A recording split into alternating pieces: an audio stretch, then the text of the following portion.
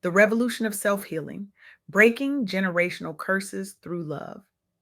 I want to start today by acknowledging the profound wisdom that sparked this conversation. Recently, I had the extraordinary privilege of interviewing Rosemarie Browne, a visionary whose work in self healing and breaking generational patterns has transformed countless lives across communities that have historically been denied access to healing spaces. Rosemarie isn't just another wellness expert or self help guru, she's a truth teller who has dedicated her life to helping people recognize their inherent power to heal from within. Her approach, unflinching honesty, delivered with profound compassion, has created ripples of transformation that continue to expand, touching lives in ways that statistics can never fully capture. What struck me most about Rosemarie was her unwavering commitment to speaking truth, even when that truth feels uncomfortable. She embodies what it means to operate from a frequency of love while holding space for necessary transformation. In a world that profits from our disconnection from self, her message isn't just powerful, it's revolutionary. Have you ever noticed how we're taught to wait? Wait for permission, wait for validation, wait for someone to rescue us, wait for someone to heal us. And while we're waiting, life passes by. I used to think healing was something that happened to you, like catching a cold, but in reverse, something external that with luck and time would eventually find you. But that's not how healing works. That's not how transformation happens. The truth, the uncomfortable, beautiful truth that Rosemary illuminated is that healing starts within. It must. There is no other way. Think about it. How many of us are walking around with wounds we didn't create, carrying pain passed down through generations, moving through life with patterns we inherited but never questioned? Let me tell you about Rachel Cargill.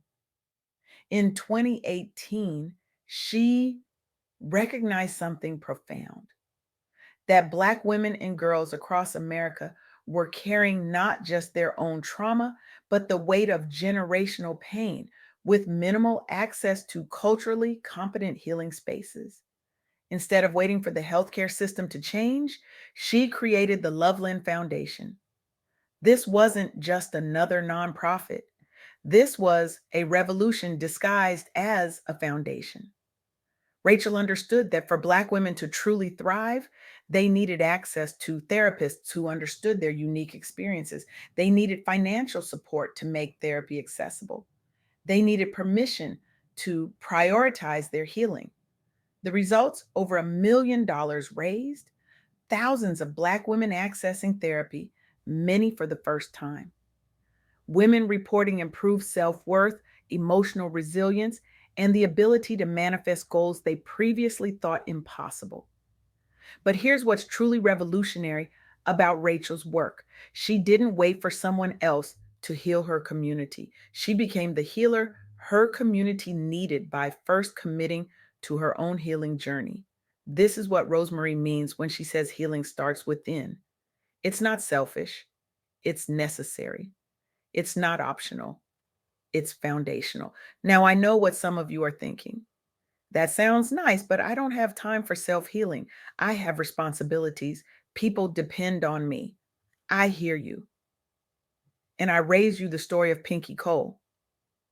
Pinky didn't just face challenges, she faced what many would consider insurmountable obstacles: family loss, financial hardship, the weight of generational patterns that seemed determined to repeat themselves. But instead of letting these challenges define her, she did something radical. She invested in her own healing. She sought therapy. She committed to personal development.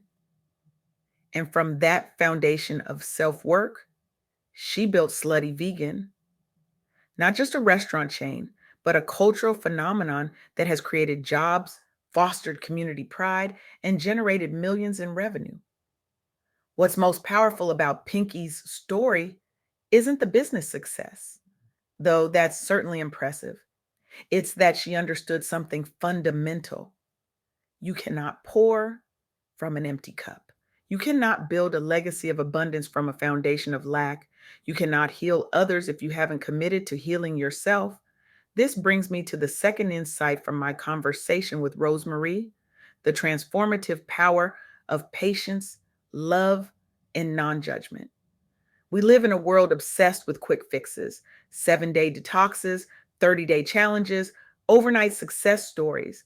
But healing, real sustainable healing, doesn't work that way. It requires patience, it demands love, it necessitates releasing judgment of ourselves and others. Brandon Johnson understood this when he founded the Therapy for Black Men initiative. In a culture where Black men are often denied the space for vulnerability, where emotional expression is frequently pathologized rather than normalized, Brandon created something revolutionary: a platform that connects Black men with therapists who understand their experiences. The cultural stigma around mental health for Black men isn't just a barrier, it's a weapon. It keeps men isolated. It prevents healing. It perpetuates cycles of pain that ripple through families and communities. But Brandon's initiative isn't just about access to therapy, though that's certainly part of it. It's about creating a culture of patience, love, and non judgment where Black men can heal at their own pace, in their own way, without shame. Thousands of Black men have accessed mental health support through this platform. Conversations about emotional health that once happened in whispers now happen openly. Men who once believed vulnerability was weakness now understand it as strength. This is what happens when we practice patience, love, and non judgment. And we create spaces where healing isn't just possible, it's inevitable. But here's the challenge: practicing patience, love, and non judgment with others is relatively easy compared to practicing it with ourselves. We're often our own harshest critics, our own most unforgiving judges. Rosemary emphasized this repeatedly. The work begins with how we treat ourselves. Can we be patient with our own healing process? Can we love ourselves through our mistakes and setbacks? Can we release judgment about where we should be and accept where we are? These aren't just philosophical questions, they're practical ones with real world implications, because how we treat ourselves ultimately determines how we treat others, how we build businesses, how we create change in the world. Which brings me to the third and perhaps most profound insight from my conversation with Rosemarie: the importance of operating at the frequency of love. Now, I know operating at the frequency of love might sound a bit woo woo to some of you. I get it. I was skeptical too. But stay with me because this is where everything comes together. Every action we take, every decision we make, every word we speak carries an energy. And that energy is either aligned with love or it isn't. It's either contributing to healing or it's perpetuating harm. When Rachel Cargill created the Loveland Foundation, she was operating at the frequency of love. When Pinky Cole built Slutty Vegan as a business grounded in community empowerment, she was operating at the frequency of love. When Brandon Johnson developed a platform to normalize therapy for Black men, he was operating at the frequency of love. These weren't just good business decisions or smart nonprofit strategies, they were aligned actions, actions that came from a place of healing, patience, and love rather than fear, scarcity, or judgment. And that alignment is what allowed these initiatives to create such profound impact. Because when you operate at the frequency of love, you don't just change behaviors, you transform consciousness. You don't just solve problems, you heal root causes. You don't just build businesses, you create legacies.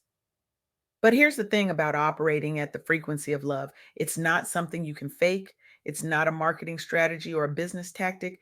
It's a way of being that emerges naturally when you've done the inner work of healing yourself and practicing patience, love, and non judgment. This is why self healing isn't selfish, it's revolutionary. And this is why patience isn't passive, it's powerful.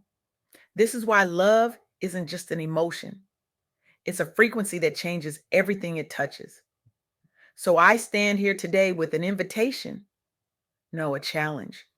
What if starting today you made the radical decision to heal yourself first? What if you stopped waiting for permission to prioritize your well being? What if you committed to breaking the generational patterns that have kept you small? I challenge you to commit to one act of self healing every day for the next 30 days. It could be 5 minutes of meditation, a therapy session, a boundary firmly held, a moment of genuine self compassion when you would normally self criticize. Because here's what I know to be true: when you heal yourself, you don't just change your life, you change the lives of everyone around you. You break cycles that have persisted for generations. You create new possibilities, not just for yourself, but for your children, your community, and beyond. This isn't hyperbole. This is how transformation happens. This is how revolutions begin, not with grand gestures that make headlines, but with quiet, consistent commitments to our own healing. The world doesn't need more martyrs sacrificing their well being on the altar of productivity or service. The world needs more whole people operating from a place of genuine love and alignment.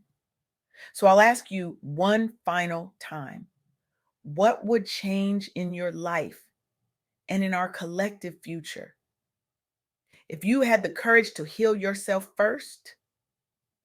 The answer to that question isn't just your future, it's our shared liberation. And it begins with the revolutionary act of turning inward and saying, my healing matters. It starts with me and it starts today. Thank you.